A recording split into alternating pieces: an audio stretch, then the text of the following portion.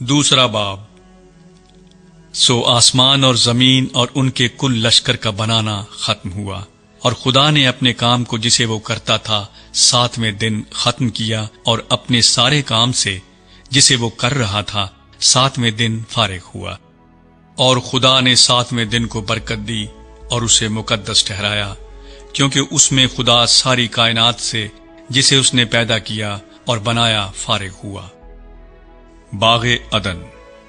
یہ ہے آسمان اور زمین کی پیدائش جب وہ خلق ہوئے، جس دن خدا نے زمین اور آسمان کو بنایا، اور زمین پر اب تک کھیت کا کوئی پودا نہ تھا، اور نہ میدان کی کوئی سبزی اب تک اگی تھی، کیونکہ خدا نے زمین پر پانی نہیں برسایا تھا، اور نہ زمین جوتنے کو کوئی انسان تھا، بلکہ زمین سے کوہر اٹھتی تھی اور تمام روئے زمین کو سیراب کرتی تھی۔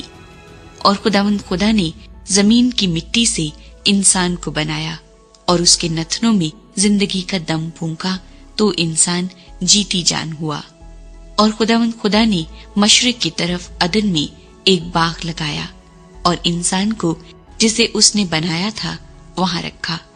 اور خدا نے ہر درخت کو جو دیکھنے میں خوشنما اور کھانے کے لیے اچھا تھا زمین سے اگایا، اور باغ کے بیچ میں حیات کا درخت اور نیک و بد کی پہچان کا درخت بھی لگایا۔ اور عدن سے ایک دریا باغ کے سیراب کرنے کو نکلا، اور وہاں سے 4 ندیوں میں تقسیم ہوا۔ پہلی کا نام فیسون ہے، جو حویلہ کی ساری زمین کو جہاں سونا ہوتا ہے گھیرے ہوئے ہے، اور اس زمین کا سونا چوکھا ہے، اور وہاں موتی اور سنگ سلیمانی بھی ہیں۔ اور دوسری ندی کا نام جیہون ہے، جو کوش کی ساری زمین کو گھیرے ہوئے ہے۔ اور تیسری ندی کا نام دجلہ ہے، جو اسور کے مشرق کو جاتی ہے۔ اور چوتھی ندی کا نام فرات ہے۔ اور خدا نے آدم کو لے کر باغ عدن میں رکھا کہ اس کی باغبانی اور نگہبانی کرے۔ اور خدا نے آدم کو حکم دیا اور کہا کہ تو باغ کے ہر درخت کا پھل بے روک ٹوک کھا سکتا ہے، لیکن نیک و بد کی پہچان کے درخت کا کبھی نہ کھانا، کیونکہ جس روز تو نے اس میں سے کھایا تو مرا۔ اور خدا نے کہا کہ آدم کا اکیلا رہنا اچھا نہیں، میں اس کے لیے ایک مددگار اس کی مانند بناؤں گا۔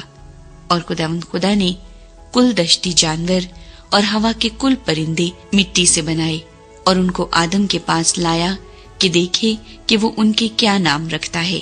اور آدم نے جس جانور کو جو کہا وہی اس کا نام ٹھہرا۔ اور آدم نے کل چوپایوں اور ہوا کے پرندوں اور کل دشتی جانوروں کے نام رکھے، پر آدم کے لیے کوئی مددگار اس کی مانند نہ ملا۔ اور خدا نے آدم پر گہری نیند بھیجی، اور وہ سو گیا، اور اس نے اس کی پسلیوں میں سے ایک کو نکال لیا اور اس کی جگہ گوشت بھر دیا۔ اور خدا اس پسلی سے جو اس نے آدم میں سے نکالی تھی ایک عورت بنا کر اسے آدم کے پاس لایا۔ اور آدم نے کہا کہ یہ تو اب میری ہڈیوں میں سے ہڈی اور میرے گوشت میں سے گوشت ہے، اس لیے وہ ناری کہلائے گی، کیونکہ وہ نر سے نکالی گئی۔ اس واسطے مرد اپنے ماں باپ کو چھوڑے گا اور اپنی بیوی سے ملا رہے گا، اور وہ ایک تن ہوں گے۔ اور آدم اور اس کی بیوی دونوں ننگے تھے اور شرماتے نہ تھے۔